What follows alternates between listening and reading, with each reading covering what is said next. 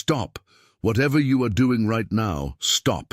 What I'm about to say is not for everyone listening. It is for you. You have been carrying something quietly for far too long.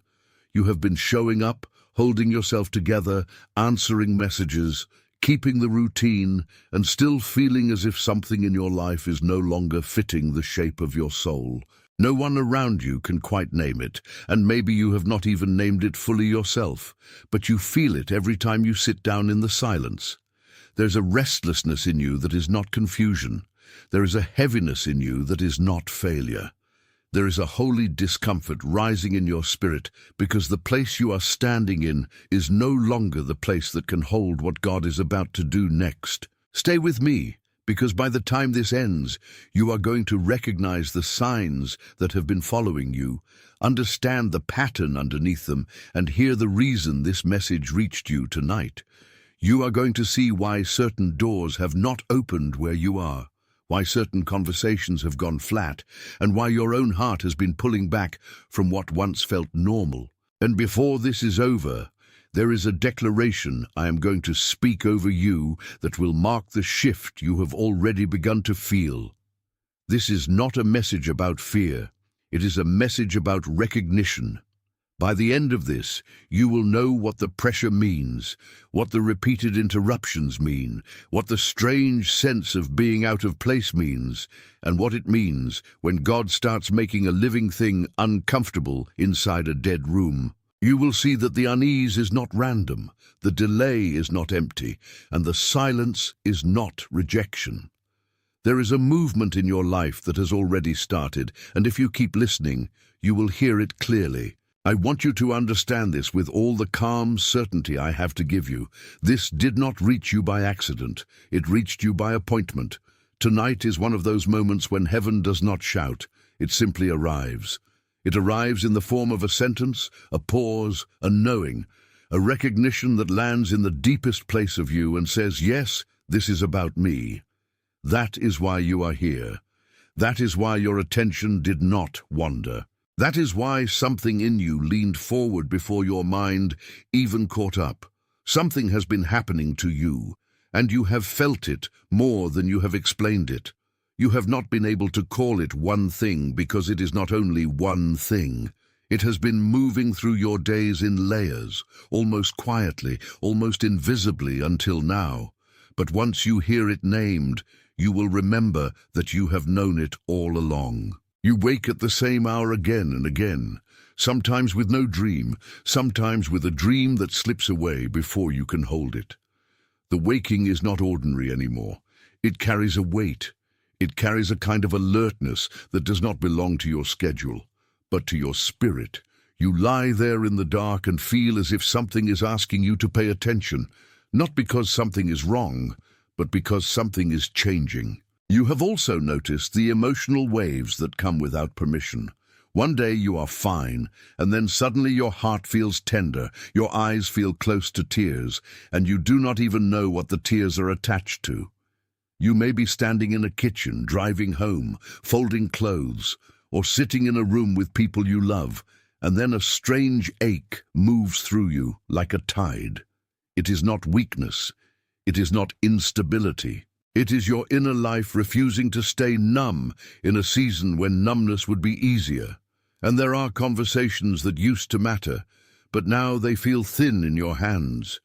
You hear the same voices, the same opinions, the same small logic, and something in you no longer agrees to live there. You nod, you answer, you remain polite, but inside you know the words are not reaching the real place anymore. Things that once sounded important now sound rehearsed. Things that once held your attention now feel like furniture in a room you have outgrown. Then there are the repeated little signs that refuse to leave you alone.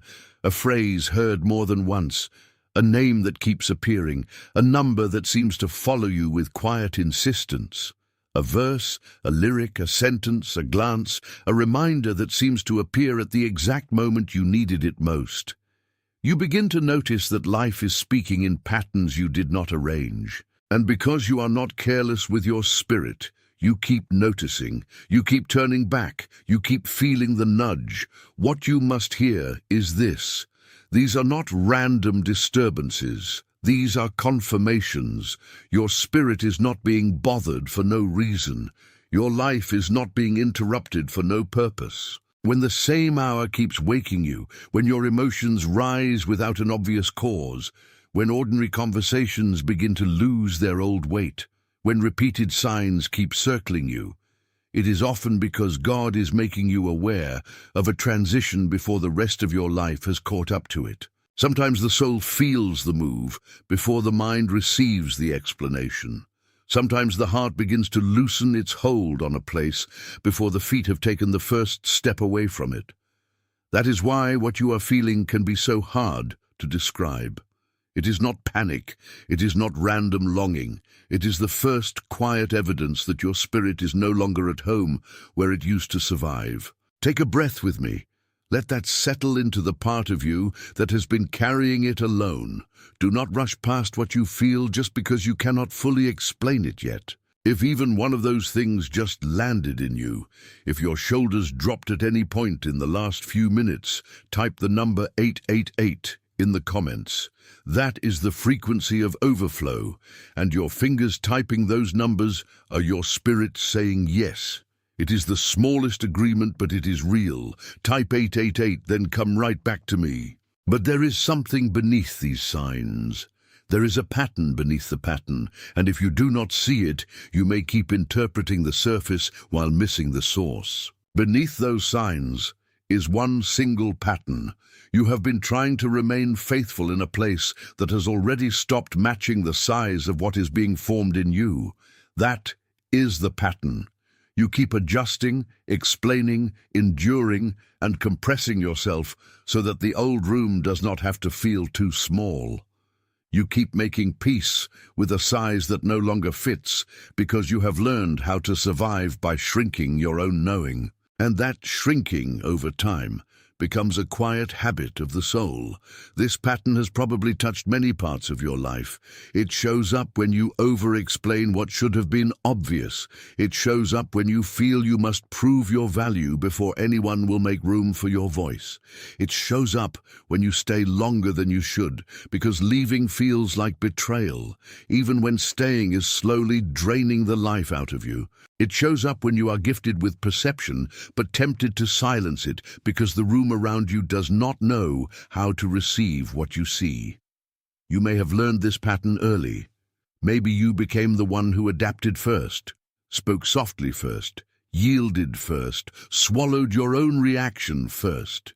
Maybe you became the one who noticed tension before anyone else, who held the peace before anyone else, who made yourself useful so that your presence could be tolerated. Maybe you found safety in being easy, light, manageable, agreeable, and because that worked once, you kept doing it long after it stopped serving the truth of who you are.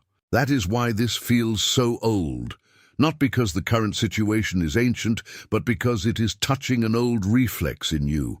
Something in you has known how to make itself smaller in order to remain close to what is familiar. Something in you has known how to stay in rooms that no longer deserve your breath. Something in you has known how to call endurance by the name of loyalty. I'm not saying this to blame you. I am saying it to see you. There is a difference. You did not create this pattern because you were weak. You inherited ways of surviving that once kept you safe.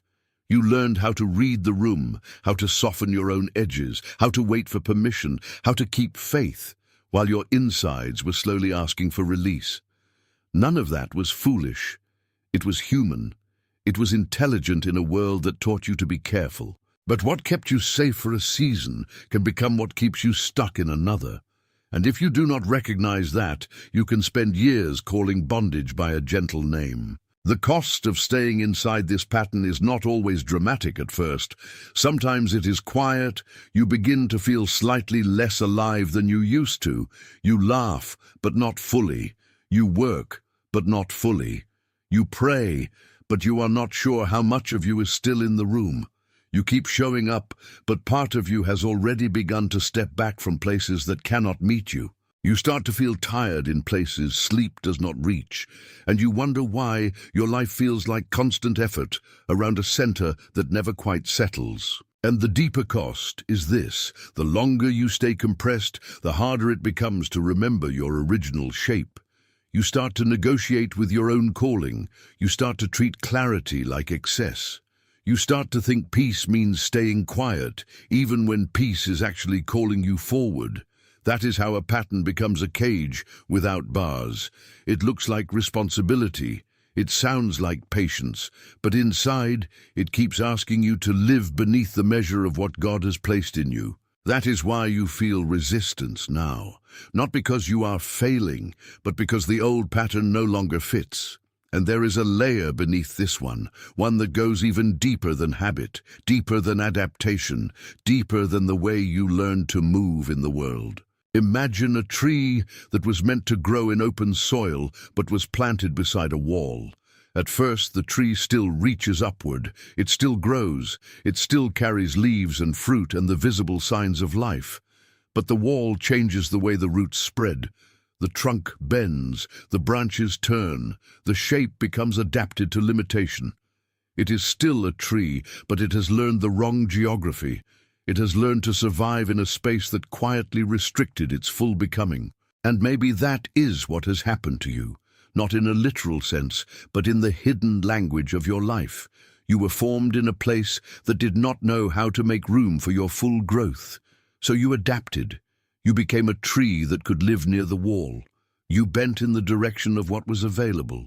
You learned to take what light you could get. You learned to flourish in partial spaces. And because you are resilient, you made that look normal. But the tree never forgets what it was made for. Even when the wall shaped its posture, the roots still knew the earth was wider than the corner they were given. Even when the branches adjusted, the life inside the tree still remembered openness. Even when the trunk leaned, there was still a deep instinct towards sky. That is why the discomfort has become stronger now. The tree is no longer content to keep leaning forever. The roots are pressing. The trunk is aware. The leaves are restless. Something in the life of the tree is refusing the old limitation. It does not want to die there, but it also cannot keep pretending that the wall was always home. And if you listen closely, you will hear that same refusal in yourself. It is not rebellion, it is return. It is the deep, living thing in you saying that the place which shaped your survival was never meant to define your destiny. It is the part of you that God has kept alive saying, there is more room than this, there is more sky than this, there is more depth than this, there is more fruit than this. Maybe that wall was built by expectations. Maybe it was built by fear. Maybe it was built by responsibility that became a prison. Maybe it was built by voices that named your limitations so often you started repeating them to yourself. Maybe it was built by an environment that only knew how to value the version of you that could stay manageable. Whatever formed it, the result was the same. Your life learned to grow in a restricted shape. And long ago, something was done to you that taught you the wall was permanent. Someone's words, someone's silence, someone's disappointment, someone's demand, someone's inability to receive the fullness of who you were. You may not have called it harm, but your spirit felt the narrowing. You may not have called it loss, but a part of you knew it had been fenced in. The tree did not choose the wall, it only learned to live beside it. But that is changing now, because the season you are in is not asking you to decorate limitation. It is asking you to recognize it. The tree does not heal by agreeing with the wall. It heals by remembering the width of the field it was made for. It heals by allowing its roots to move again. It heals by ceasing to interpret confinement as destiny. There is a voice in you that has been quieter than it should have been. Not absent, quiet, the kind of quiet that comes from years of being told, directly or indirectly, that your fullness was too much, your sensitivity too deep, your knowing too costly, your hunger too inconvenient. So you learned to lower the volume of what was true. You learned to keep the deepest language of your life almost private, even from yourself. But listen to me carefully. Quiet is not the same thing as dead. Hidden is not the same thing as gone. Delayed is not the same thing as denied. The life in you has been under pressure, not erased. The roots are still alive. The trunk is still standing. The branches are still reaching. And even if the wall taught the tree to lean, it could never teach the tree to forget the sun. That is why you have felt that strange pull lately, as if your own soul is turning its face towards something you cannot yet see fully. It is a holy discontent. It is the beginning of remembered space. It is the first movement of return. If the image of that tree against the wall just landed in a place you cannot fully explain, type the words, "I am awake," in the comments. Let the recognition seal where it just landed. Type it, then come right back to me. And now, hear this. What is happening to you is not just a warning, it is a release. The tree is not being punished for leaning. The tree is being invited to grow beyond the wall. The life in you is not being scolded for feeling constrained. It is being summoned back into wideness. So the question is no longer, how do I force myself to stay comfortable here? The question becomes, how do I receive what is already making room for me? This is where return begins. Return is not a list of frantic spiritual chores. Return is not you trying to earn permission from heaven. Return is not you proving that you are serious enough, pure enough, disciplined enough, or broken enough to deserve a shift. Return is the deep agreement that you are no longer willing to call the wall home when God has already started opening the field. You do not have to build the next season from scratch.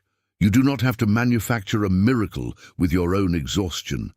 You do not have to talk yourself into believing that the old room is still your portion. What you are being asked to do is simpler and more sacred. Receive the widening, receive the clarity, receive the separation from what has become too small, receive the mercy of being moved. There are moments when the most spiritual thing you can do is stop negotiating with what has finished speaking. There are moments when obedience looks less like striving and more like consenting to the truth that has been waiting for your yes. There are moments when you do not need a dozen instructions. You need one clear inner agreement. This is no longer where I belong. One practice of return is what I call the morning seal. When you wake, before you take in the noise of the day, sit for a moment and speak the truth of your current season without dressing it up. Name what feels constricted. Name what feels old. Name what feels like the wall. Then whisper this, I receive the widening. You are not trying to force emotion. You are training your awareness to stop honoring limitation as if it were law. Another practice of return is the threshold prayer. Before you enter a space that has been draining you, pause at the edge of it and ask inwardly whether this space is still asking for the version of you that you are no longer willing to give away. If the answer is yes, do not panic, just note it. If the answer is no, do not force yourself to stay expanded in a place that only survives on your compression. The threshold is where truth begins to separate from habit. This is not about becoming careless, it is about becoming faithful to what is alive. You are not being called to abandon responsibility. You are being called to stop confusing responsibility with self-erasure. There is a way to tend what is yours without sacrificing the shape God is restoring. There is a way to remain gentle without remaining trapped. There is a way to honor what has been while stepping into what is now. And yes, that can feel unfamiliar. Growth often does. A tree does not feel comfortable the moment its roots begin to move into new ground. But discomfort is not always danger. Sometimes it is evidence that life is re-entering places that had gone quiet. Sometimes the ache is simply the soul stretching toward the room it was built for. So do not panic if the old space feels more and more uninhabitable. Do not force yourself to adore what your spirit has already outgrown. Instead, tend to what is being revealed. Tend to the conviction. Tend to the clarity. Tend to the quiet courage that is gathering in you. Your task is not to clutch the wall. Your task is to follow the life that is pulling you toward open ground. Let that settle in you now. You are not losing your place. You are being moved into your right one. If that truth confirms what your spirit already knew, let your like be your amen, without words. Not as a metric, as an agreement that what was named here was named correctly. Sit with that for a moment. Let it become more than a thought. Let it become a witness inside you. There is someone in your life who came to mind just now. Someone quietly tired, someone secretly seeking, someone holding a posture nobody sees, someone who has been acting strong while carrying a private ache, someone who would understand this message without needing a long explanation. Their face may have appeared for only a second, but you know the feeling of it. You know who I mean. Send this to them, not as a recommendation, as a delivery, the same way it was delivered to you tonight by appointment. Some words are not meant to stay locked inside one hearing when they were given to open a door in more than one heart. What has been forming between you and this message is an agreement, not a loud one, not a dramatic one, a quiet, sacred one. You have heard enough now to know that you are not being abandoned in confusion. You are being led out of a place that cannot carry the fullness of what is being born in you. Before this closes, type the words, "I am chosen," in the comments. Not as a wish, not as a hope, as a confirmation. The agreement quietly forming between heaven and your hearing across these last minutes is one you will live from for the rest of this season. Type it slowly. Let your fingers do what your spirit is already doing. You are not cursed by the discomfort. You are not forgotten in the pressure. You are not being punished by the separation. You are being prepared by the holy discomfort of outgrowing what could not hold you. You are being gathered back into yourself. You are being steadied. You are being made ready for a place that can finally receive the full measure of your yes. You are being strengthened where the wall once weakened your steps. You are being softened where survival made you rigid. You are being restored where old limitation taught you to expect less. You are being called back to the open field, back to the wider ground, back to the place where your roots can spread without apology. And even now, the one who hears this and feels the old tightness loosening knows that this is not the end of a sentence. It is the beginning of a crossing. It is the beginning of a return that will show up in your decisions, your peace, your discernment, your boundaries, and the way you no longer give your life to rooms that have already become too small. I bless you in the place where you have been stretched.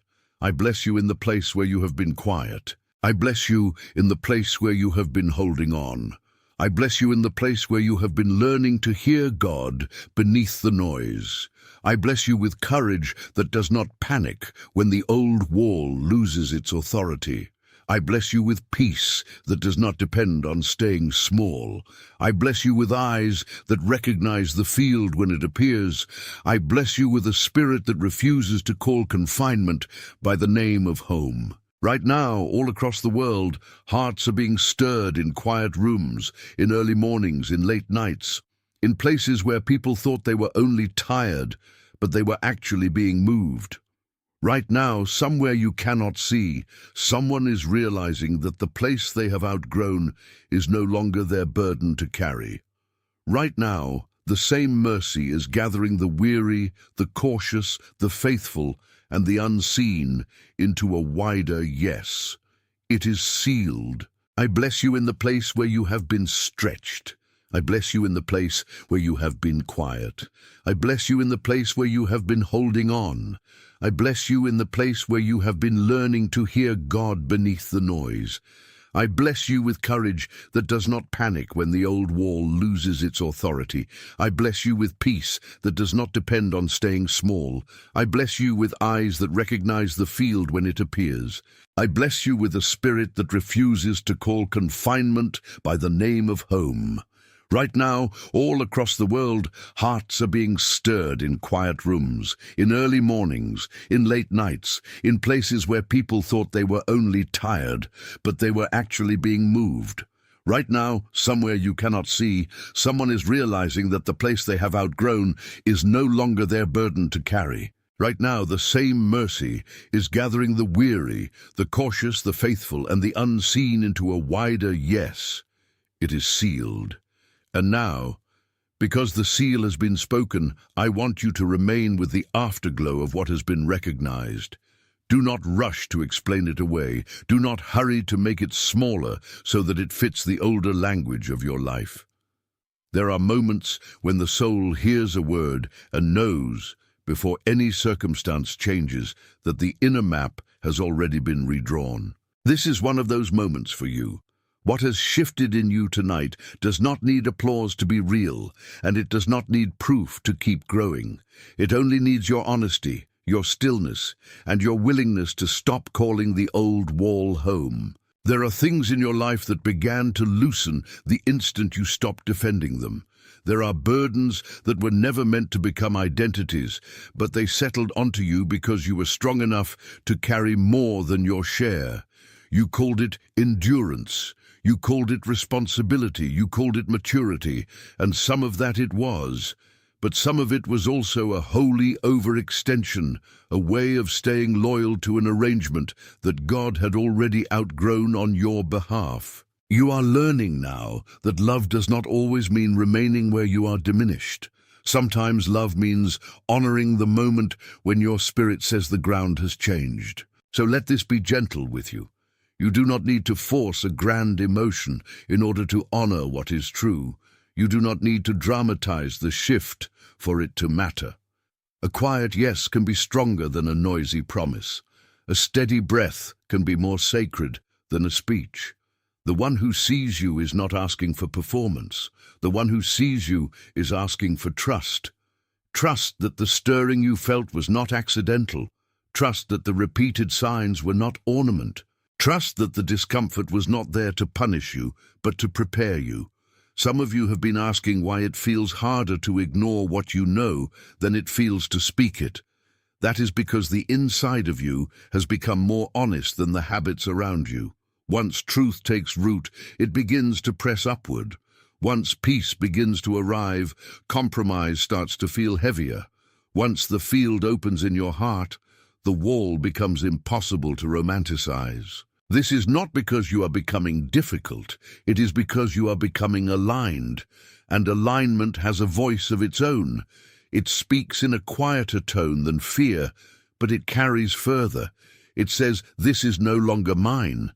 It says, "I do not need to keep rehearsing the old boundary as if it were destiny."